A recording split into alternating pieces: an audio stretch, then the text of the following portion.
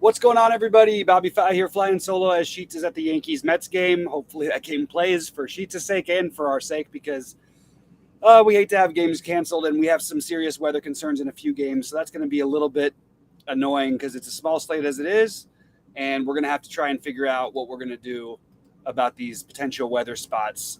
It looks like Philly is a little more dangerous than it was earlier in the day. It looks like the Yankees game is still a little dangerous as well, which just has me a little worried because I think, like Philadelphia, I thought was going to be much more chalky than they're currently projected. I thought they would have been by far and away the number one stack. Maybe people aren't doing it because it's a bullpen game. I thought they'd be for everybody else. They're not necessarily my number one stack. I like Minnesota the best, especially the Miranda-Buxton combination. I like the Dodgers. I think that people are going to play. There's a little too much talk about them, and on a big slate, would be happy passing on this against the lefty. But the fact is, Mookie, Will Smith, and Trey Turner are just. I just think they're really strong plays. I like them again more as a mini stack. It's hard for me to find stacks that I'm really crazy about today, and I'm also might do some weird stuff with my pitching. But the Dodgers, I think I have it ranked right now. Let me just double check. I have it. I do like the Phillies if they're going to be lower owned. I'm a little worried about the weather. I like the mini Cincinnati stacks, but I prefer Minnesota above the other ones, and I like the Dodgers, especially even if you just are playing two of them. They're really expensive, but I really like the chance for bets. And the Dodgers have had a pretty long history against Lauer, and they've been really good against him. He's walked, about 1 out of every 3 batters, and he's also given up 10 home runs and 140 plate appearances. There's a lot to have some like for the Dodgers here.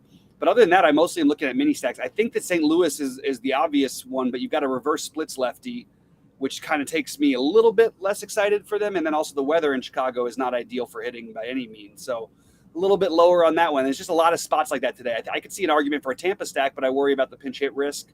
So it's really going to come down to what you want to go with. I do like the Braves a little bit, but I think that Contreras, I still believe he's talented. And I actually think if I was playing a million lineups, he'd be one of those other guys I would be including in my mix because I could see him getting, having a 5-6 innings, 7 strikeout type of a game. And he's cheap enough to where that works. And I'm bringing him up because I'm considering using Aller as an SP2, which is a really weird play. But Miami, I just think you bet against the teams that, strike out. There's some strikeouts in that lineup. They're a weak lineup to begin with.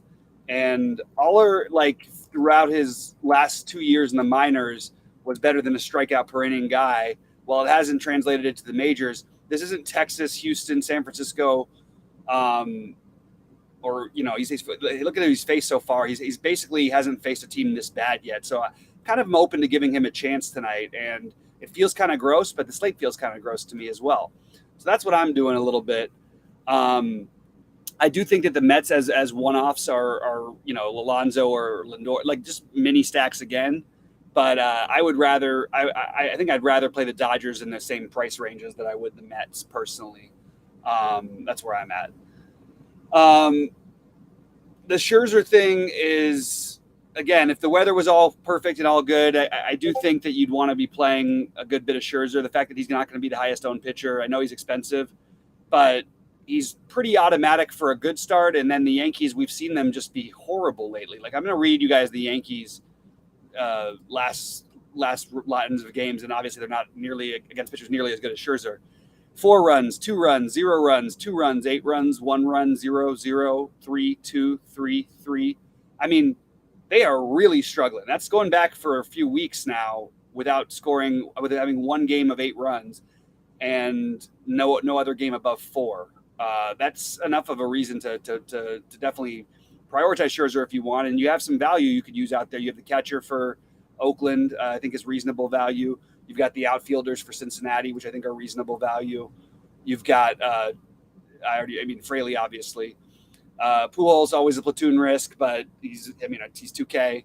JJ Bleday, if you're not playing Aller, even though which you're probably not, because I'm not recommend. I don't want to go out on crazy and recommend Aller. I just have a feeling I'm going to end up using him tonight because I want to play the Dodgers in those stacks.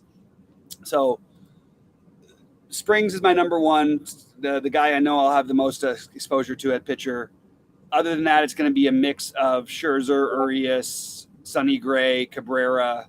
I'm actually using a lot of pitchers, and potentially Aller. And if you're not playing Minnesota, Reagans is going to have a big game at some point. I don't know when that's going to be. Kid's really talented. I can't find the strike zone right now. That's, if that goes away, if he can improve a little bit on his control, I do think that's an interesting spot to try to get different, is to get different with your pitching. At the same time, like I said, I don't love a ton of the hitters today. And for what it's worth, you do have the extreme hitters umpire and Marquez I mean, it's weird because Marquez is an extreme hitters umpire, but he's just like a horrible umpire, like in my opinion. I think he's so bad. It's really the only extreme umpire on the slate, which maybe leads a little bit more to playing some of the Mets. But yeah, it's kind of a gross slate. So I'm not playing a ton of lineups today. Rich B saying the New York weather is pretty good. I'm not going to speculate on my interpretation, and I don't think any of us are weather people. So, Cheech is on his way to the game right now. I'll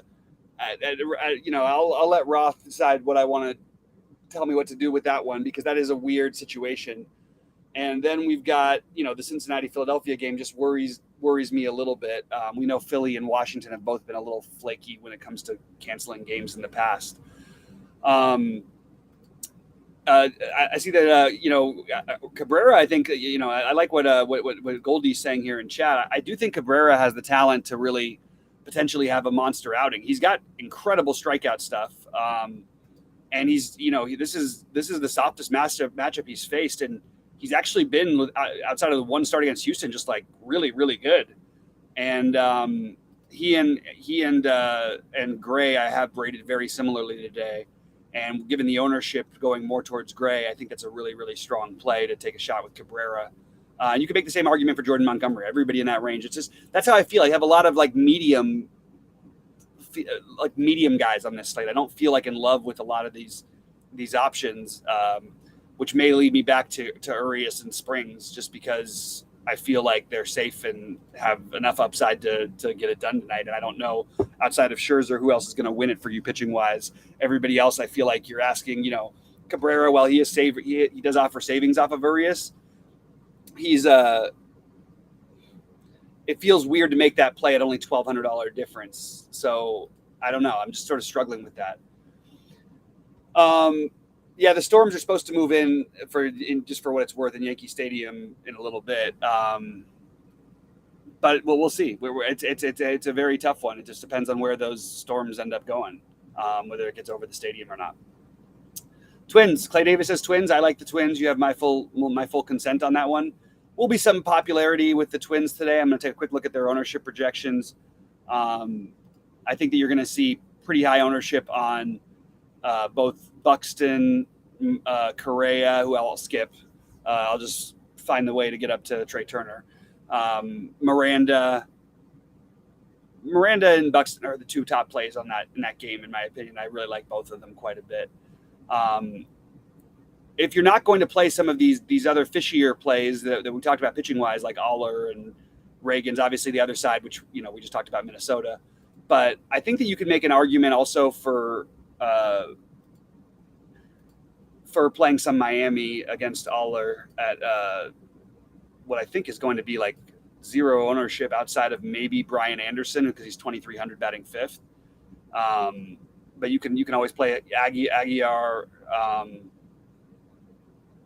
It's not a fun lineup to look at. Jacob Stallings is 2K. JJ Bleday is probably the best play for them at 2K, but you've got other outfielder options at 2K as well. Lauer, I think there's an interesting argument to be made there. I know he had a good outing last time against the Dodgers. I think that when you face these guys 2 times in a row, I think it actually is a huge boost, especially to a good offense. So I will give the Dodgers a boost in that one. But I don't think that I'm definitely not going to be playing any Lauer personally. And but I don't think it's the worst thing in the world if you wanted to do it. I do like the lineup the Dodgers released today for what it's worth. I like when Lux is in there, even against lefty. I think Bellinger is heating up a little bit. I like Chris Taylor down at the bottom at 3,500 at batting seventh. I do think that they can get to Lauer, especially if you look at the history. They do have pretty decent history against Lauer, as I mentioned, on a pretty decent volume considering what we get in current modern day baseball because he used to pitch for the Padres. The Blade thing is I think that's a really interesting play. And again, you don't obviously need to use Aller, but the outfielders that I'm definitely most interested in and that are cheap are probably JJ Bleday and Jake Fraley, who I think is going to be much more popular than people are currently projecting him to be. He's been really good. You get some stolen base upside against Syndergaard. Both he and Senzel have that. Syndergaard, we know he's the easiest guy to steal on in recent baseball history, and I don't see why we wouldn't take a shot with a couple guys who could maybe steal some bases against him. He also will give up some hard contact, so you have the power out option as well. I would have liked playing better on FanDuel tonight. I have a lot of crossover players at the same position that I like, so but unfortunately the FanDuel tournament sucked, so I'm just skipping it. It's just sort of been the case for Mondays, Wednesdays, and Thursdays on FanDuel. They all kind of suck. I'm going to get out of here in about 9 minutes, but I would love for any other questions or thoughts. I think that Goldie's putting a lot of interesting stuff out there right now, and I think that's worth considering. But pop in what you're doing, what your thoughts are, because I feel still like I'm not entirely decided on what I'm doing. I think that I do like the Turner Betts Will Smith combination for the Dodgers, especially Turner and Betts. I like the Miranda Buxton for Minnesota, and then I think you have a bunch of value options you can play to fill out stacks, or, Chris Taylor being the lowest one for the Dodgers. For Minnesota, you've got Gordon in the outfield at 2K, a lefty, which means he's not probably getting pinch hit for. So that's what I'm probably going to end up doing. And I will not probably be 5-man stacking tonight. I think it's going to be more of a 4-2-2, 4-3-1, something like along those lines, potentially even a 3-3-2 in my big one. 15%, that makes a lot more sense, Goldie, than what I was looking at. So I think 15% is actually very, very reasonable, estimate on what Fraley will be owned, which is pretty high. I think that I think that St. Louis is totally legitimate. I went through the reasons why it's not good hitting weather in Chicago. Smiley is a reverse splits pitcher, so he actually gives up more power and everything to lefties than he does to righties. But we've seen over and over again this St. Louis team just crush left-handed pitching.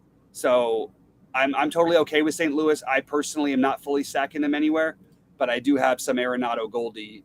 I have some Arenado Goldschmidt and Tyler O'Neill 3-man stacks a couple places.